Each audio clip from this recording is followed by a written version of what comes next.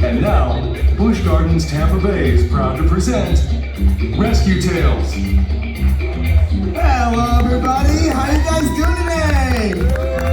Oh, pretty good. I think we can do a little better than that though. I said, how you guys doing today? There we go. That's what I like to hear. Now my name is Christian. My name is Joel. My name is Amanda. And we work for a company called Conservation Ambassadors. And what we do is we give a home to rescue wildlife. Either animal's been hurt and can't be set free back out in the wild, or oftentimes people try to make pets out of wild animals. This never ever works. It's also against the law. They get confiscated and sent over to us. And what we do is we give these animals lots of attention, lots of love, and lots of food. And the ones that we can, we train to travel, going mostly to school groups, giving us a chance to bring these animals out up close and personal. Now, we have been partnering up with Busch Gardens for close to 30 years now, and we've gotten to witness some of the most amazing conservation work. Since 2003, the SeaWorld Busch Gardens Conservation Fund has awarded over $18 million in grants to conservation organizations worldwide. Now, if that wasn't enough, they together have saved over 40,000 wild animals. What do you guys think about that? So when they asked us to come out and share some of our amazing wildlife with you guys, we were super excited to do so. And we're gonna start the challenge animal. This first animal is one that here nobody ever knows of, so I'm gonna give you a couple hints. First off, she's not a monkey. Second, she comes from the South American rainforest. And lastly, she's a member of the raccoon family. Well, let's check her on out. Come on out here. Hello, welcome. This is Humpy, the kinkajou. Can you guys say kinkajou?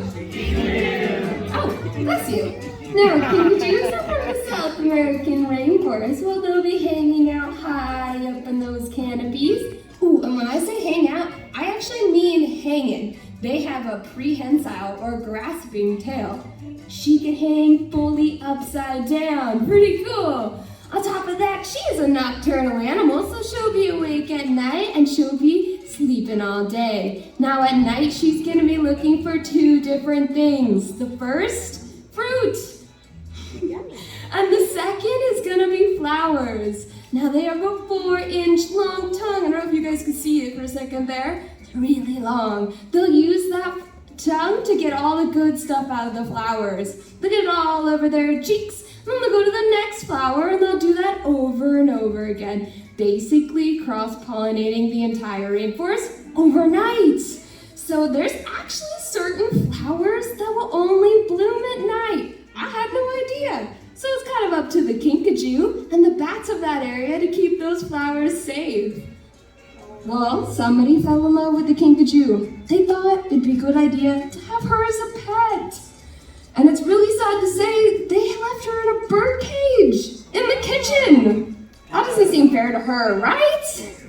Right, exactly. So now she can sit here with us and do these programs ever since. Get all the bananas.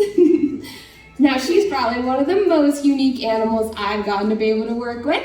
From her prehensile tail to her wrists that actually rotate so she can go up and down trees head first. Pretty cool. She's just like a raccoon. She has canine teeth and her skeletal system is identical. It's just like the raccoon of the rainforest. Pretty cool. Well, while she's doing her job in the rainforest, our next guest is going to be a local friend and do their job right here in Florida. Thanks for hanging with me and the kinkajou. And this is Twitch, our Virginia opossum. This is the Virginia East Coast animal, but they've spread all across the United States while the railroad tracks been built. In fact, they were brought state to state as a food source. But we came across Twitch here because one night a lady was driving home and she saw a cute little fur ball run across the road. And she had tried her best to stop, but she had accidentally hit that fur ball. So she got out of her car and saw that she had hit an opossum. However, though, this lady was really smart. She had done her research and she remembered reading somewhere that opossums are marsupial. And we know marsupials out the pouch, but what do they keep in that pouch?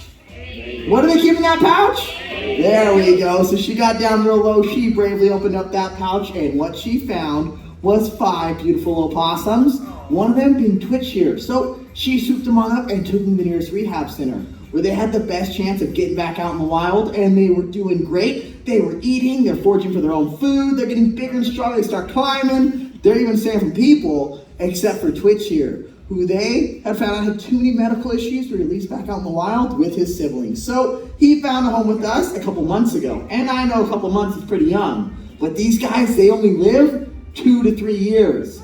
But check this out. In those 2 to 3 years, a mama opossum, she'll have up to 50 babies.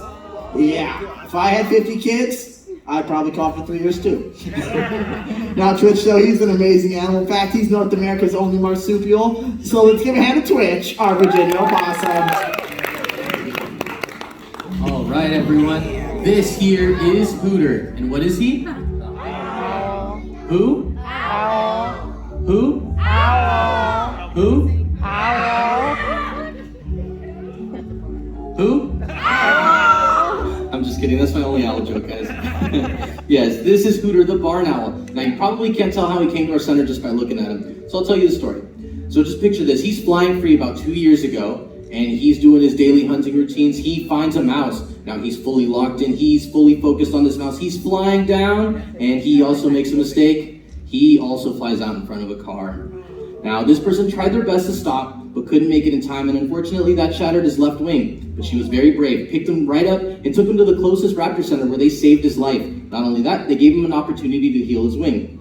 But unfortunately, this wing did not heal as well as we wanted it to, and now he can't be released into the wild because of it. So he's here with us. Now, these owls are very well equipped to be able to hunt at night. In fact, if we made this whole room really dark, so dark to the point where you couldn't even see your hand right in front of you, and we put one candle in the middle of this room, with that one candle, he would be able to see just as well as we can right now. But there is a drawback to those eyes. See, those eyes take up so much space in his skull that they're actually stuck facing forward. So if he wants to look to the left, he has to turn his whole head to the left. To the left. That's the wrong way. To the left. Okay, to the right. Good job, I did it. Hey, you guys need to change the batteries on this thing. No, a lot of people think that owls can turn their heads 360 degrees, but that's actually not the case. They turn them 270 degrees, and that's because they have an extra vertebrae in their neck. That makes it look a lot smoother when they turn their heads. It's not like the cartoons where you could just screw their heads on and off like a light bulb. It doesn't work that way. Now, something else they have are these wings. See, these wings are coated with something called comb feathers, and these comb feathers help them slice through the air and give them almost silent flight. And this comes in handy when they're hunting for those rodents because they don't even hear them coming. Now, an owl this size can take out 2 to 3 mice every single day, and that can add up to, 1,000 mice a year. I don't know who wants to do math on their vacation, but let me know. Yeah, let me know after the show. Thank you. Yeah. Now, they are very important to the ecosystem because they hold down that rodent population. And if not, we'd be overtaken by a rodent world with a rat king that demands cheese and crackers every single 2 minutes. We don't want that, right? But something they lack, something they don't have very well, is a sense of smell. Wait, that actually comes in handy, considering our next guest is known to be one of the smelliest in the world. But for now, let's say goodbye to Hooter, the barn owl. Alright, and this is Pepe, and what is he? That's right, but he's not just any skunk. He's a striped skunk, and you can tell by these beautiful racing stripes going down his back. Now there's also a spotted skunk that lives right here in Florida, as well as a hog-nosed skunk that's got a nose kind of like a pig. But the one thing all these skunks have in common is that spray. Have you guys heard of the spray before? Alright, well I'm sure it works in. I'm just kidding, you guys heard. That one will be for the end of my career, and it's definitely going to happen at a junior high school. Now skunks here, they don't have the fastest feet, the sharpest claws, or the strongest bite. So all he's got to defend himself out there with is that spray. So let's say a big old predator comes along and tries to spook him. You know what he's gonna do? He's gonna throw a really big fit. He's gonna start by stomping those front feet, letting that predator know that he is a skunk and he is gonna spray. And if that first one isn't good enough, he's gonna do full-on handstands. And if they don't listen to those handstands, well, he's gonna spray. And he can spray up to 15 feet. So some of you guys in our front row here, You're in our spray zone. No, that's not even the worst part. That spray can snap predators' eyes, their nose, their mouth, and it burns, working like nature's pepper spray. But we came across Pepe here because unfortunately, his mama was hit by a car. And when they pulled over, they saw little Pepe standing on the side of the road. But I gotta tell you, there is nothing cuter than a baby skunk. They look like little killer whales waddling down the road. So she swooped him on up and tried to make a pet out of him. And then if that wasn't enough, she also removed his sink land. So when they got caught, they saw that Pepe here had no way to defend himself out in the wild, which is why he was sent on over to us. Now this next guest though, you might not be able to see him, but you will definitely hear him. But let's say goodbye to Pepe, our striped skunk. This is Giggles, the laughing kookaburra. Now, kookaburras are famous for that beautiful call that they make. I'm sure you guys have heard it before. It's in all the jungle scenes. Movies, TV show, if there's a jungle, you'll hear that beautiful call. But get this, he's not from the jungle.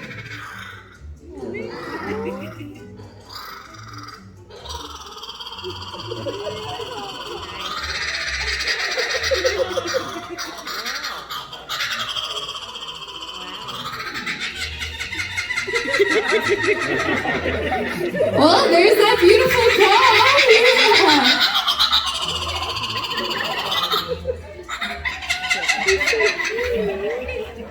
Yeah, so they're actually from the grasslands of Australia. He's telling you, I mean, we're talking up here, huh? Yeah, so they're from the grasslands of Australia. That's the complete opposite climate than a jungle. But yeah, that call sounds like it should be, so. But get this. I think that they should be famous for his hunting skills. See, kookaburras are one of the largest of the kingfisher family, but they don't eat fish. They'll eat lizards, they'll eat snakes, they'll eat mice, huh? Ooh, I saw a video once of a kookaburra hunting after a snake. It was thin, but it was 6 feet long. And what they'll do is they'll find that snake, they'll dive down and grab it by the back of the head with that very specialized beak he has right there. And when they get a hold of it, they'll whip it back and forth and back and forth and back and forth until it's a limp noodle. And then it'll just hang outside of his beak. That big of a snake, this small of a kookaburra, 3 days, slowly digesting the snake. I know what you're thinking. It sounds weird. Works for the kookaburra though. Now somebody fell in love with this bird. They thought it'd be a good idea to have him as a pet. But you guys heard that call, right? Yeah.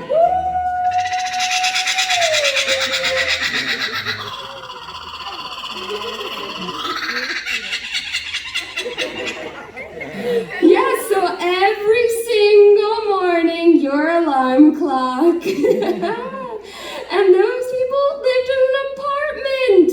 So, yes, it is safe to say the neighbors aren't the biggest fan of Giggles here. He has that beautiful call, and we love him dearly. But if I'm being honest, I heard that call every single morning. It'd be enough to pull my hair right out. Ooh, kind of like our next guest. Thanks for hanging out with me, the kookaburra.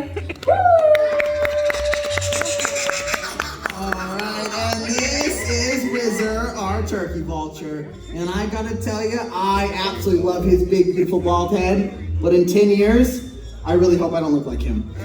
Now, what this bird does is he wakes up every single morning and he'll spread those wings out nice and wide. He'll start to take up that sun, and once he gets nice and warm, he takes flight in the sky and he starts getting to work.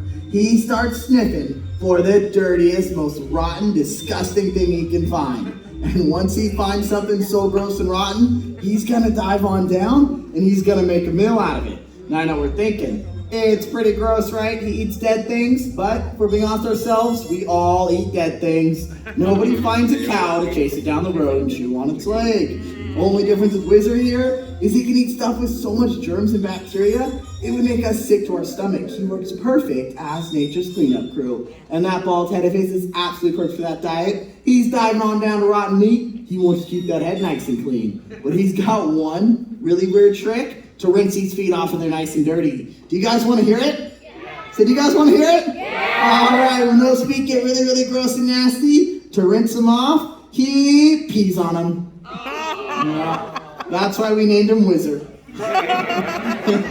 And Wizard's been with us for over 17 years. Because 17 years ago, someone had the bright idea to shoot this beautiful bird right in his left wing. And that's when, birds' bones are hollow. So when they break, they don't always heal back right, and that's what happened to Wizard here. So he can fly a little bit, but unfortunately, not enough to survive in the wild, which is why he was sent on over to us. Now our next guest only has one rule, and that is when you see him, you can't go, "Aww." You know why? Because I'm sick of it. Let's say goodbye to Wizard, our beautiful turkey vulture.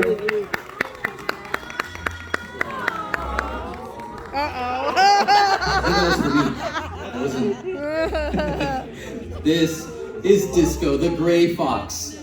Now he came to us from a rehab center that found him abandoned, and they had every intention of putting him back into the wild.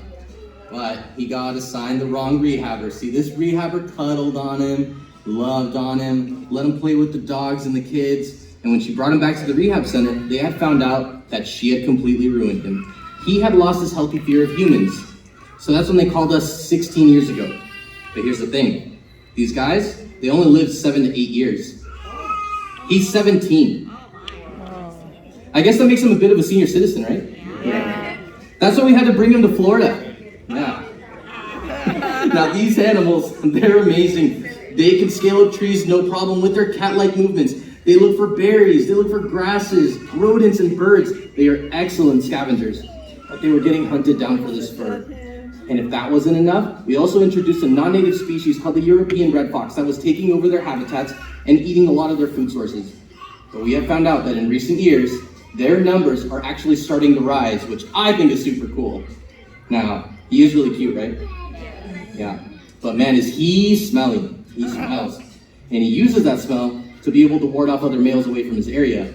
He also uses that smell to get the ladies. Yeah. So please try to stay in your seats, all right? Thank you, guys. Yes, he is really smelly, but we still love him. But what I need you guys to do now is just brace yourselves, because our next guest is nothing like this one. Not soft like this, no. He can come off a bit, just a bit prickly, so just be ready, okay? But for now, let's say goodbye to Old Man Disco, the gray fox. This is Boris, the South American porcupine, also known as the quindu. And I'm sure you guys have heard the stories of them shooting their quills. So here's what we're gonna do. On the count of 3, we're all gonna clap one time really loudly. When we do this, Boris is gonna turn towards the audience and shoot 10 to 20 quills. For those of you in the front row here, cover your eyes. All right, ready? 1, 2, 3. Huh. Nothing happened. You guys, let's try it again. Ready? One more time. 1, 2, 3. You guys know why nothing happened? Because porcupines can't shoot their quills. Those quills are just hair, sharp, stiff, and pokey, and when another animal touches them, that's when they're left behind.